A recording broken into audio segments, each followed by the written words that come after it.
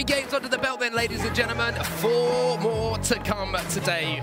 Game 4 is just around the corner. Of course, welcome back to the ESL Katowice Royale International event. As I say, been full of action so far. But before we get into our game number 4, we want to learn a little bit more about one of our players. We know him because we love him, because we love the fact that he drops a tilted. He's, of course, one of our favorites. It's Aiden.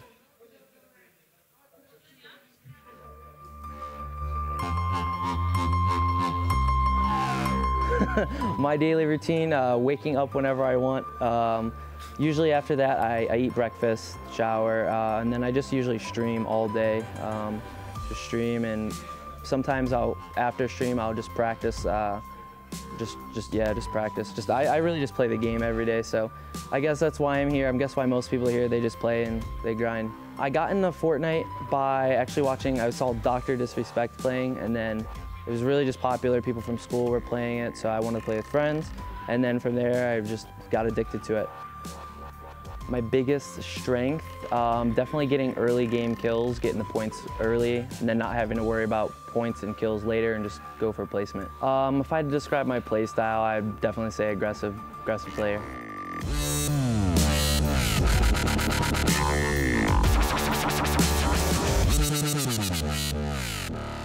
I realized I was good enough once I got into the first skirmish. You had to qualify in the solo showdown or the showdowns.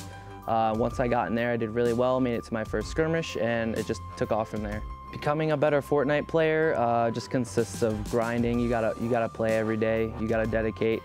You gotta take away from some of the normal things you'd like to do and just play the game more and really just learn, watch videos of other good players playing. I know some people don't like to admit doing that, especially pro players. As a pro player, even I watch like good other people that I look up to play, and they should definitely do that.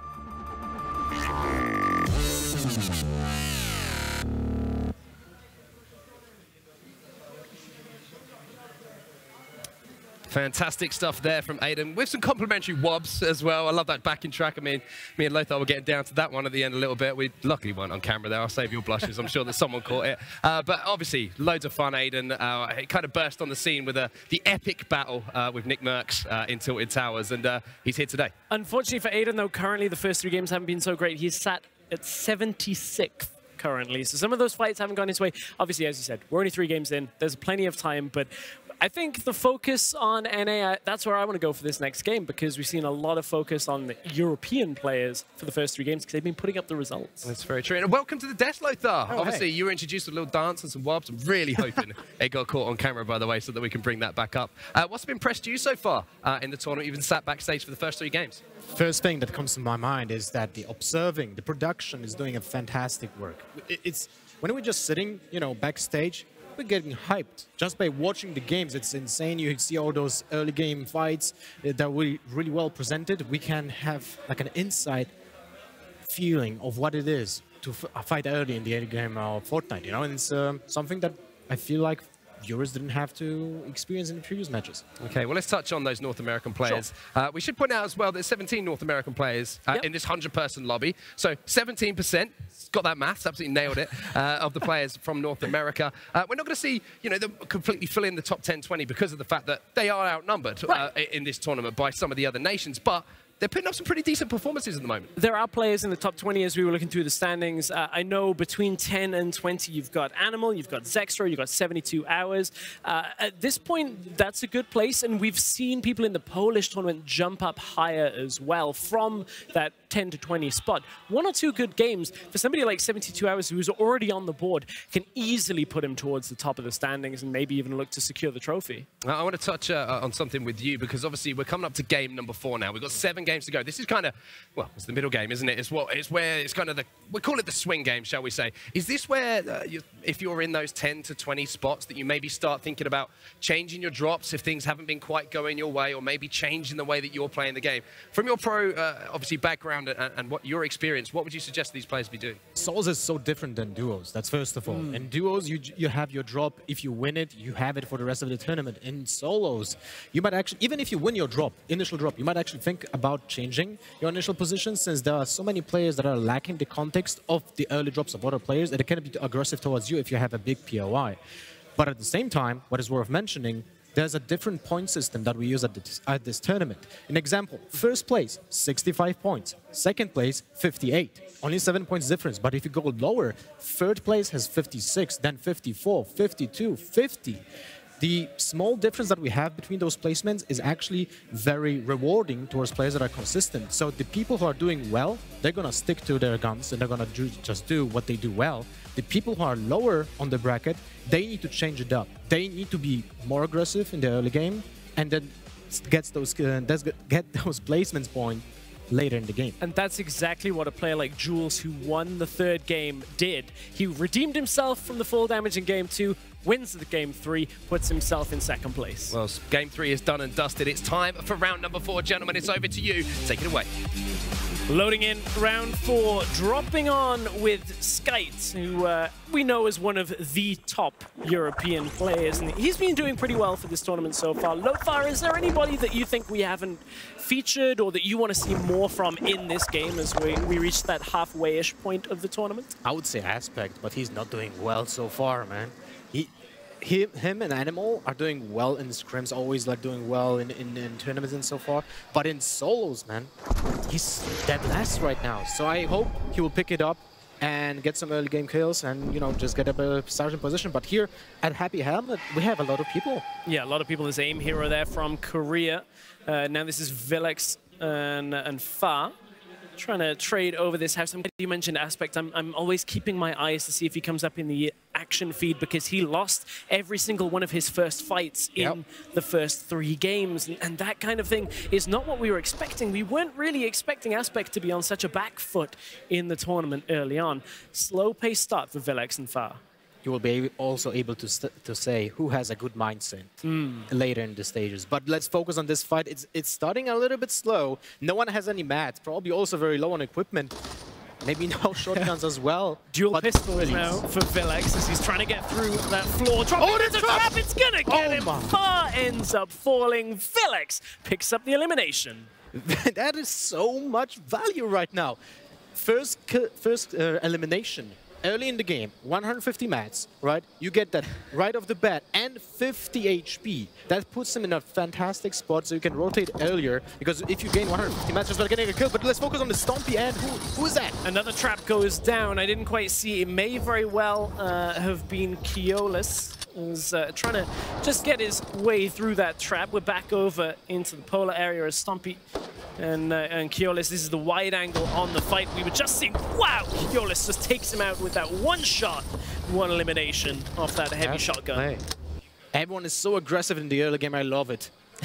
I love it too. This is great for the early game. I love that we get a little bit of pace here as Issa trying to find Bowman. Bowman drops down, tries to get it, but swaps out to the pistol. Doesn't get it, but look at the damage straight back as Issa picks up Bowman. A really important elimination again. What a follow-up with the Grey Pistol as well. People underestimate the Grey Pistol. Oh, Kinzel, we'll see whether he underestimates Excalibur as he's trying to get any kind of position that he can. Kinzel has the high ground for now, but 14 health, has the first aid kit, but you bet there is no way he's being given the time to channel that. I wouldn't be surprised if Excalibur would just like to drop him down by destroying this entire build. He knows that he nailed 104 damage from the shotgun. He actually got the time to first aid kit. Oh, he actually got the first aid kit off. That turns this fight. And look, Kinzel knows already. He says, okay, I'm coming for you because there's no way you can be as healthy as me anymore. Excalibur trying to get his way out. Peeks through the pyramid. That's a good position to just, you know, launch in any different direction right now. He has the floor underneath him. So just one edit and he's out of there. Oh, Kinzel trying to go in through the low ground. Risky strategy at times, but he'll have seen the edit play come through now, trying to just clip through, does get it. He got the white damage, he knows he has no shields at all. Drops in. What a beautiful elimination from Kinzel, drops over the high ground, able to pick him up. We're now on with X2 Jordan, all the way from Oceania, all the way looking for his first elimination of the game. Good replace on that roof. At least to deny from that 4 health, stays alive. This fight has turned. He has got to find this next shot. Desperately trying to peek. Pistols are out, but there was a trap in there. And X2 Jordan gets baited. How did he not see that trap? Maybe he didn't remember it. Maybe that's the, you know, the nerves are talking like. You're on the LAN. It's a big tournament. Kinzel just falls to Ares. Ares just comes in and says, okay, you won the last fight, but Ares just picks up this elimination, no sweat. I'm very happy for Eric, by the way. He wasn't doing well in this tournament so far. He had 0 points going into this game right now. So by getting that elimination early in the game, he's, well, I hope he will do well better. So this zone covers a lot of the points of interest that were added in Season 8. We've got the Volcano, we got Lazy Lagoon, but we are jumping up to a fight between Ekov and Tixi. There is a third player here as well. That Stink Grenade is going to pick up the elimination for Fwexy. He was the one that was waiting around the side, and now Tixi going to just drop out the back. 200 HP for both of them. They seem to be reluctant to pick up the fight. Good decision. That's actually, when it comes to solos, it's so important to know when you have to back out. Yeah, Poach taking on Madsen right now, and Poach is currently sat at 69th in the scoreboard, so this would be a big elimination and a good start to Game 4 for him. One of North America's players that everybody was expecting a lot from coming into this tournament. Everyone was saying, Poach, we're going to see so much. First 3 games being a little bit slow. I want to see him try and maybe score a few more points in these last 4. Well, you know, statistically speaking, you have 100 great players. Some of them will do badly. Absolutely, and we'll hopefully see if Poach can settle himself. Kuna takes a big shot off. It's actually not as big as I thought. First of all, only 33 damage comes through. Oh, they're getting knocked down by someone else. Those clingers, where did they appear from? I think Kuna threw them down because he was actually trying to get an elimination for himself as they were falling to the ground. Important thing to notice, he has a disco bomb in his equipment right now. That can be a game changer when you don't expect it and you're getting hit.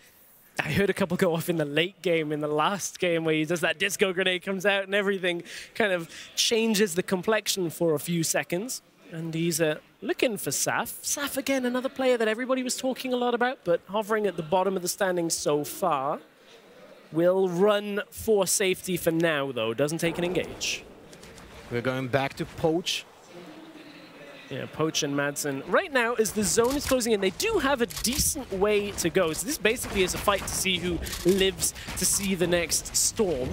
Poach trying to find his way outside that edit. Poach just takes so much damage off that first shot. Dire situation, and he is finished off by Madsen, as Madsen will put Poach out of round 4. Not looking good for Poach, man, I have to admit. Early game death for him means that he will be still in that bottom 50 in the standings. Yeah, you don't get placement points until that 50th spot in the game. This is Boya, Mirvana, and Kamo fighting just on the southern border of Tilted. 6 clingers at his disposal and the heavy sniper as well. It's a great combination to use together. Oof, Mirvana just got caught in the stink grenade as well, and Kamo's going to try and pick up the pieces, trying to fire through the floor, trying to get anything he can against Mirvana, but couldn't quite get through. The metal is starting to build now, so Mirvana will be safe for a moment as he tries to get his way back up that ramp. Interesting circle, by the way, you can see in the picture. It's very centralized, so a lot of possibilities when it comes to movement. You will have access to cannons, you will have access to vents as well. Looks like a lot of the north side of the zone is actually in the new lagoon area, so a lot of over water fighting to be had if it continues to move north. Not sure if you noticed, but Kamo has an absolute beast of an inventory. Look at this. Yeah, it's great, right? You got double legendary items plus the AR.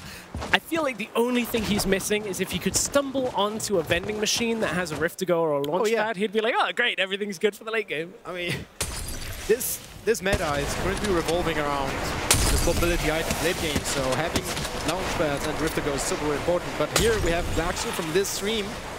Yeah, Cloud getting stink grenaded out as Black's trying to get any kind of position on this fight. Cloud is getting run around through the low ground. No angle yet for Black's to actually get an elimination. Cloud's going to try and build up for a moment there, trying to just change direction as quickly as possible. He was controlling the fight very well, but he backed out at some point. He's worried about the third parties that can just shoot him down from the...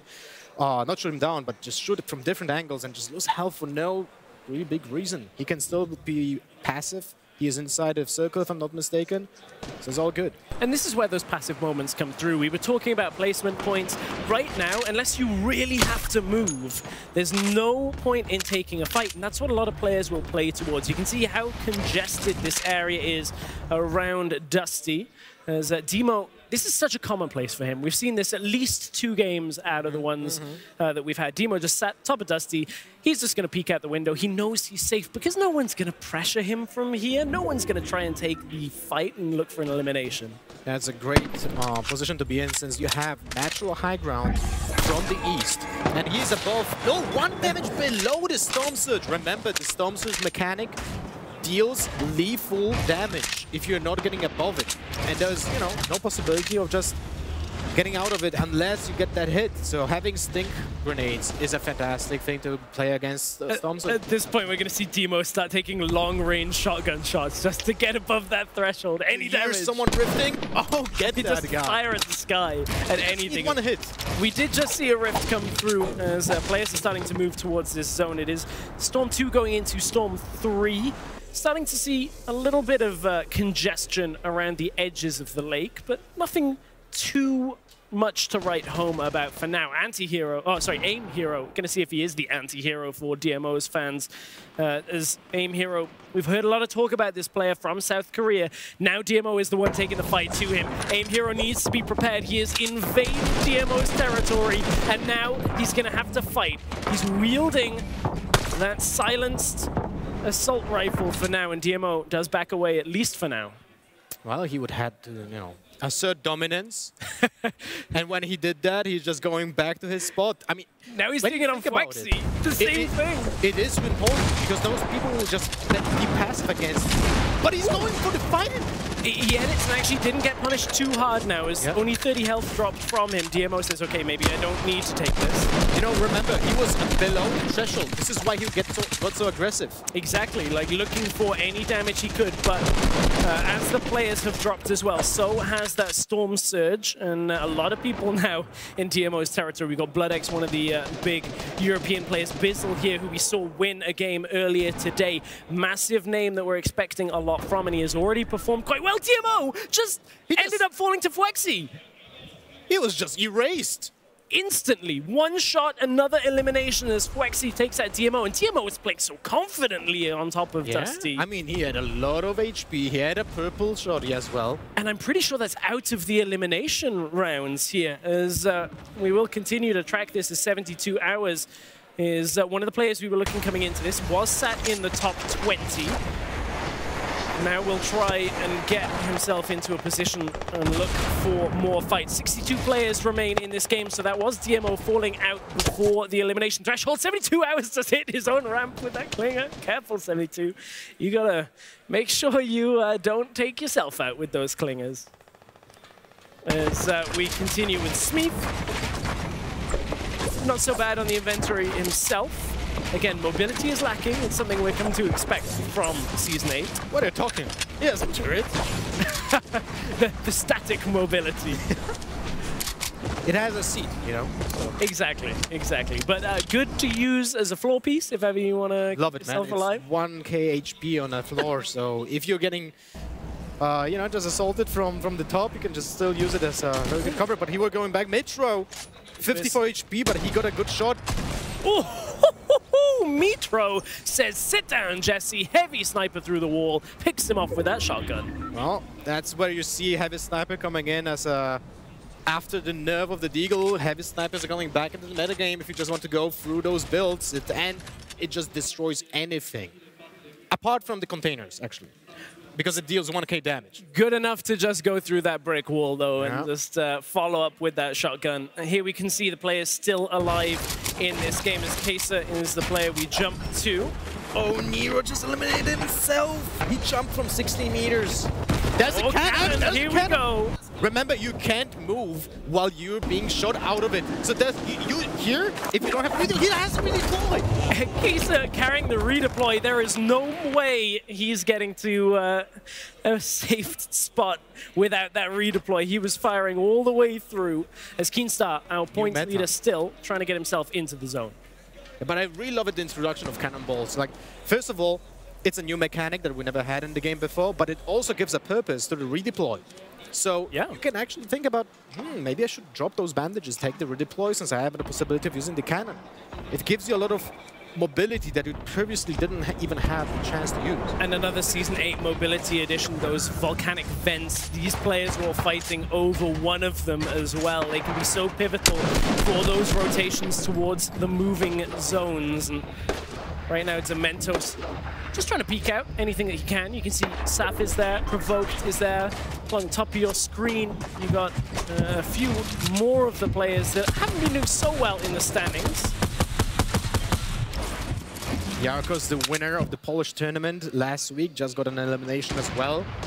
He's not doing well so far in this edition, but maybe he will pick up the pace. But now, you were speaking about the volcanic vents. I think it's a great addition to the game because they add objectives, something that we didn't have before. Airwax, my pick for this tournament, getting taken out early. That's an early elimination comes through, and that vent Bizzle ended up kind of ending on the vent, getting pushed into its own ceiling and having to readjust back out and build in a different spot. So still a long fight over this as we've got Nate, 72 hours, Bizzle. We've got some of North America's best players in this area, all fighting over objectives, but they are not teammates today. This is not North America versus the world. This is everybody versus everybody, and we'll see who can secure this vent. Oh, there's a lot of players just, bundling up near defense. Great to see because that's a new thing in the meta game. We have people rotating around. What is interesting about the circle is that we have a lot of natural high grounds around the area, but at the same time there's a lot of vents. So being low ground between those hills is not a death sentence anymore, right? A lot of people will be just focusing the different positioning, and you will have the possibility of just going through those deltas.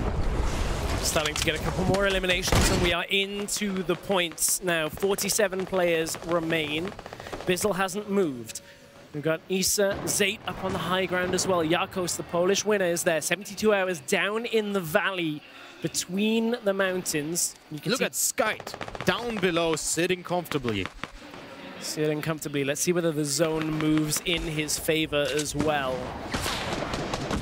Vivid, there's eliminated Cloud.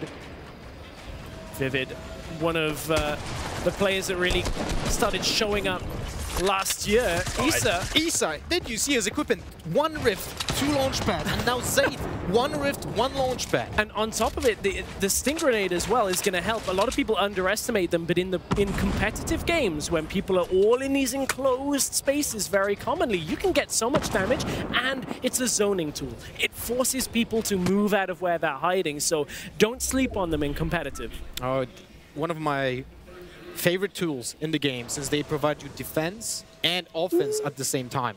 Clinging down onto Keolis. Talk about offense. Nate's going to take this fight. Doesn't have the health for himself, but when you're in a shotgun duel, it's basically one shot will end up securing it. Nate. Oh, is he going for it? He's trying to look going for the peekaboo. Desperately trying to just get to. He dodged that shot. There's a set up for him. Oh, he got outplayed so hard. Keolis ends up taking the elimination on Nate as Jarkos. We're back on again. Those Sting Grenades raining out that good inventory you were talking about in a great position. And people are going to start to move very shortly. Now we're going to see who has the materials, who has the ability to get into that zone. Nord has also great equipment, a lot of mats. He's in a fantastic position to get into the later stages of this game. Still 42 players arrive. And that RPG makes it so difficult for everybody trying to move from those buildings because they're just constantly going to drop down. And if you get caught out, eliminated early, your points are going to be a whole lot lower than you were hoping for if you were looking for a safe rotation. Ooh, you were talking about knocking people down, but this rocket was meant to be lethal. Norwood trying to pick up another elimination for himself on Madsen, but Madsen is able to secure himself. Chap is in this late game so far. Vivid is here. Skite is here as well. Big names everywhere you look. Interestingly enough, there's still a lot of materials just lying around, but no one can pick them up. You're in the range of fire if you can just extend your own box. Those materials were just left out in the open. Vic just died. Yeah, I think got eliminated. There is a player that is precariously placed on just like 2 or 3 walls as a bridge, moving through this high ground.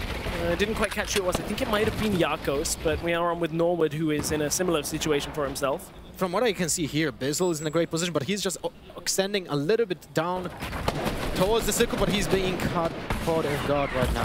One of the things that I've heard a lot of the casting team talk about is how few materials Bizzle uses when he's actually moving from place to place. You can see it right now, not only wood, but also just single floors and single roofs over him. And while that is risky, one of the things it gives him is just later and later game material usage. He can stay relevant when you get to the last zones.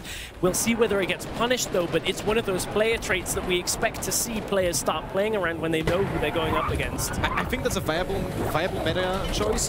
When you know people typically don't have rocket launchers, but we could have seen he is being actually dropped down by a rocket launcher. Getting clipped from behind. He's out of RPGs at this point. Had those 2 eliminations to his name, and now people start to go up the side of the hill here as Yakos up on the high ground in a 1x1 built to the skies. Oh, he just used so much material, so many materials right now, but he's still sitting at 88. 88 builds as Zayt now trying to get pressured by Yakos. This is so dangerous because there's so much ground behind him. Yakos trying to desperately build down, does manage to get himself to safety.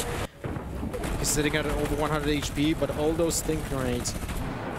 Vivid is down, so is Tixi. In the action feed, we can see people are starting to fall. 19 players remain. Traps, you can hear them. It's the fear being put into those that remain. And Bizzle is on the hunt. There's players left, right, and center just trading shots, trading traps, everything. Fortunately for the players, all of this is in the natural ground. Oh, but he's being bobbed by the floor over him. Bizzle nearly finds an angle on it, trying to get out of it, and it's Yakos that takes down Bizzle. The Polish champion just took out Bizzle from this game, who had won earlier today. No more victory royales, at least not for round 4 for Bizzle from this one. Big, big pickup from Yakos. This zone is going back into all those builds. If you are being stuck, if someone else's builds, it is pretty tough. We talked before this round about 72 hours. He's still in this game, but barely, because look at the damage he just took on that trade. He was so healthy. I was about to talk about how well he was doing, and Vinny shuts me up in my track. He's so low health now, 72 hours to stay in this late game. Now take a look at the Issa. He has the ultimate high ground. Great equipment as well. Just take advantage, 2 launch pads. The only problem is low on material, so he has the mobility, but if he's forced to build down, that's one of those areas you can't afford to be dropping down with that glider. But Vinny, he didn't take out 72 hours, but 72 hours died to the storm. What a game Yakos has had so far as well. For eliminations so far on his account, only 2 builds available. He wants to use them as cover for the shotgun pops. But he doesn't own most of this is the problem. He's not the one, he can't edit down through this, but it is looking like the storm is going backwards. That's some of his building behind him. Aim Hero and History just on the bottom. South It's going to be a tough fight for them. Versus Brazil. International fight down on the low ground. And Yakos, he's looking, trying to peek. He's like, please, somebody just give me an elimination so I can get some materials back. Trap, he's just going to try and make this as dangerous as possible. He got it.